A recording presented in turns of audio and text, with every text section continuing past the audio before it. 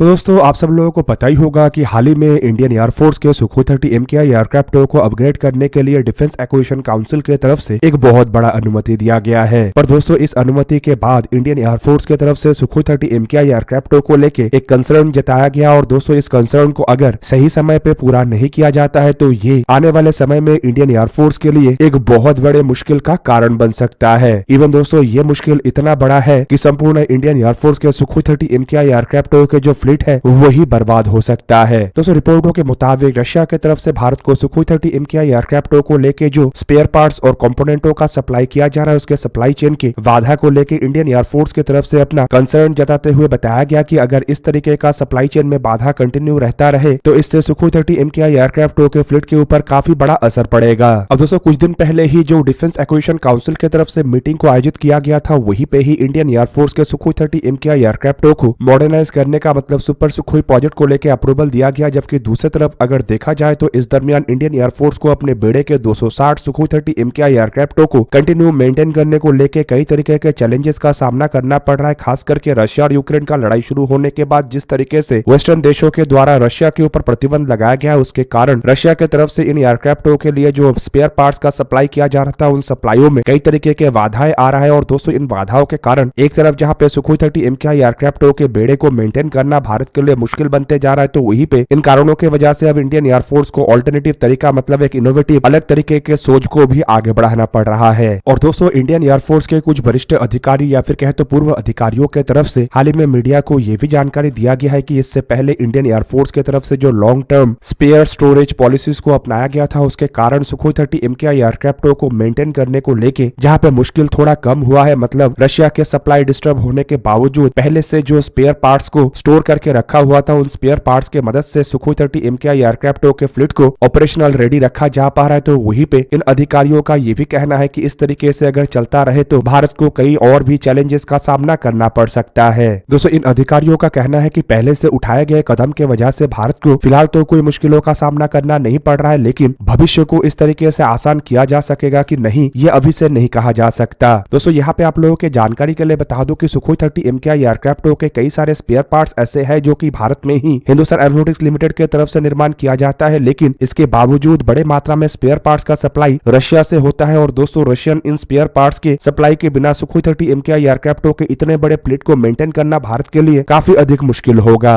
हालांकि भारत के अतीत के पॉलिसीज के कारण शायद ये जो मुश्किल है ये इतना जल्दी ना आए लेकिन अगर इसी तरीके से स्पेयर पार्ट्स के सप्लाई में बाधा रहा तो भारत के द्वारा जो अतीत में कदमों को उठाया गया था वो भी शायद इसे सेफ ना कर सके। हालांकि दोस्तों भविष्य को लेकर भी इंडियन एयरफोर्स की तरफ से अभी से ही तैयारी किया जा रहा है और रिपोर्ट के मुताबिक कुछ प्राइवेट सेक्टर कंपनियों को भी इंडियन एयरफोर्स की तरफ से अप्रोच किया जा रहा है ताकि सुखोई 30 MKI एयरक्राफ्टों के स्पेयर पार्ट्स को बनाया जा सके जिससे कि इन एयरक्राफ्टों के मेंटेनेंस को आसान किया जा सके। फिलहाल सुखोई 30 MKI एयरक्राफ्टों के मेंटेनेंस से किस तरीके से रशिया के ऊपर डिपेंडेंसी को कम किया जा सके उसे लेकर भारत की तरफ से तैयारी तो किया जा रहा है लेकिन एक संपूर्ण फॉरेन ओरिजिन एयरक्राफ्टों के 100% इक्विपमेंटों को भारत में बनाना भी पॉसिबल नहीं है। यहाँ पे आपके जानकारी के लिए बता दूं कि हाल ही में जो सुपर सुखोई एयरक्राफ्टों को बनाने को लेकर भारत की तरफ से कदम उठाया गया है वो संपूर्ण इंडिजीनियस तरीके से ही किया जाएगा। और रिपोर्ट में ये भी दावा किया जा रहा है कि सुपर सुखोई प्रोजेक्ट समाप्त होने के बाद ये जो Russian origin Sukhoi 30 MKI aircraft है इसमें कम से कम 80% तक इंडिजीनियस कंपोनेंट होगा लेकिन दोस्तों फिर भी 20% रशियन कंपोनेंट होने के कारण उन कंपोनेंटों को लेकर भारत को रशिया के ऊपर डिपेंडेंट रहना ही पड़ेगा।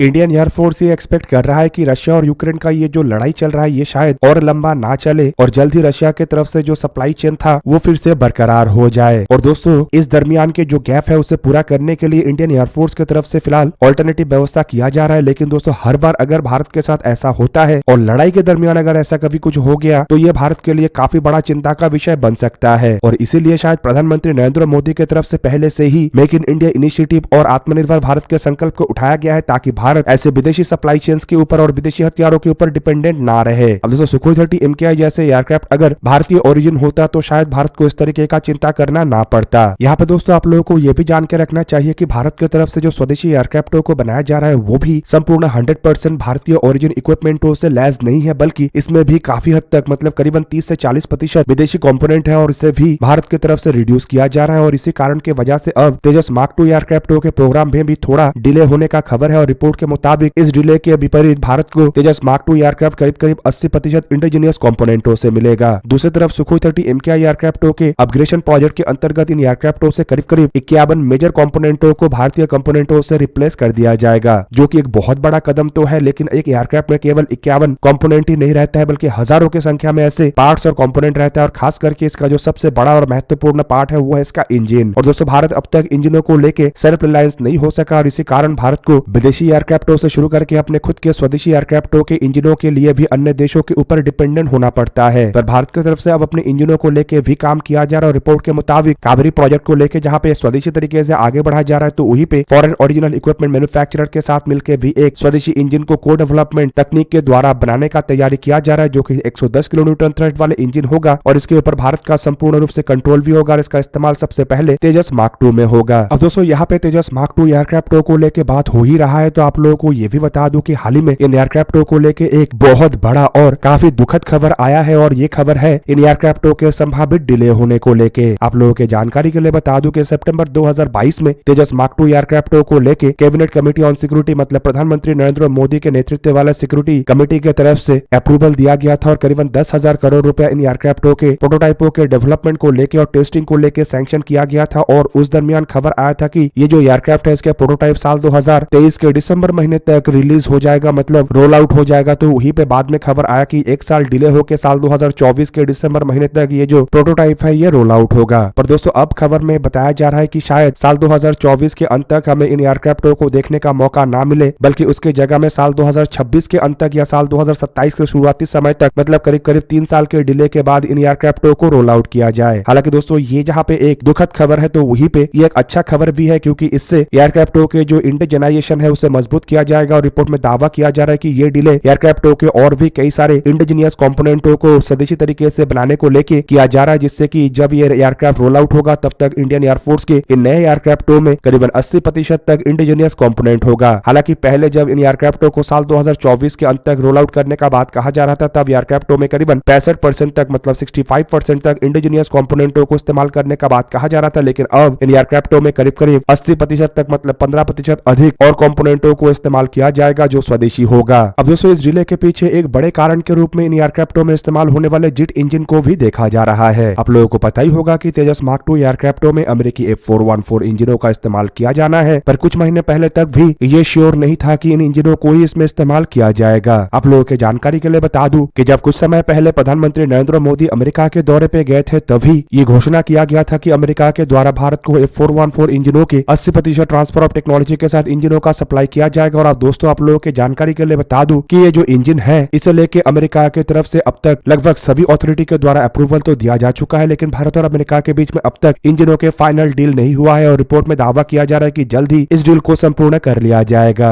हालांकि दोस्तों, भारत को अगर अमेरिका भारत के शर्तों पे, मतलब ट्रांसफर ऑफ टेक्नोलॉजी और मेक इन इंडिया इनिशिएटिव के अंतर्गत ये जेट इंजन डील नहीं देता, तो भारत अन्य इंजनों के तहत भी आगे बढ़ सकता था। और दोस्तों, इन्हीं कारणों की वजह से भी बताया जाता है कि भारत की तरफ से तेजस मार्क 2 एयरक्राफ्टों के रोल आउट को लेकर डिले किया जा रहा था। और इस दरमियान जिस तरीके से रशिया और यूक्रेन का लड़ाई शुरू हुआ है और विदेशी कंपोनेंटों को लेकर भारत को मुश्किलें आ रहा है, इसे देखते हुए भी भारत की तरफ से फूक फूक के अपने कदम को आगे बढ़ाया जा रहा है और जितना हो सके उतना एयरक्राफ्टों से विदेशी कंपोनेंटों को कम किया जा रहा है। और जो भी विदेशी कंपोनेंट भारत खरीद रहा है उसे भी एक तरीके से मेक इन इंडिया और ट्रांसफर ऑफ टेक्नोलॉजी के अंतर्गत ही खरीद रहा है। हालांकि दोस्तों, जेट इंजनों को लेके या फिर कहे तो एयरक्राफ्टों को लेकर संपूर्ण रूप से 100% स्वदेशी होने के लिए भारत को और भी लंबा इंतजार करना पड़ेगा, लेकिन फिर भी जितना हो सके उतना डिपेंडेंसी को घटाने को लेकर भारत तैयार है। और उसके लिए कोई अगर बड़ा कॉम्प्रोमाइज किया जाता है तब भी करने के लिए तैयार है। हालांकि मुझे नहीं लगता है कि ये कोई बड़ा कॉम्प्रोमाइज है, क्योंकि ये डिसीजन तो शायद पहले ही ले लिया गया था, जिस वजह से भारत के द्वारा एडिशनल 97 तेजस मार्क 1 एयरक्राफ्टों को खरीदने को लेकर तैयारी किया गया। अब दोस्तों, इससे एक बात साफ हो गया है कि भारत के लिए तेजस मार्क 2 एयरक्राफ्ट थोड़ा डिले में बनेगा, लेकिन अधिक इंडिजिनियस कंपोनेंटों के साथ बनेगा। और वहीं पे दूसरी तरफ अतिरिक्त मात्रा में तेजस मार्क 1 एयरक्राफ्टों को खरीद के भारत के द्वारा अपने गैप को जहां पे पूरा किया जाएगा। और दोस्तों, इससे एक तरीके से तेजस मार्क 2 एयरक्राफ्ट भारत के 114 फाइटर एयरक्राफ्टों के टेंडर के लिए भी खतरा नहीं बनेगा। मतलब इस दरमियान गैप को फिल करने के लिए भारत की तरफ से अवश्य 114 फाइटर एयरक्राफ्टों के टेंडर के तहत भी आगे बढ़ा जाएगा। तो दोस्तों, आप लोगों को क्या लगता है कि भारत की तरफ से स्वदेशीकरण को लेके जिस तरीके से काम किया जा रहा है, क्या ये सही डिसीजन है या फिर भारत पहले जैसे था वैसे ही भारत को आगे बढ़ना चाहिए? कमेंट करके अपने राय अवश्य दीजिए। तो आज के इस वीडियो को यहीं पे ही करते हैं समाप्त। किसी और एक दिन किसी और एक वीडियो में मिलेंगे, तब तक के लिए जय हिंद, वंदे मातरम।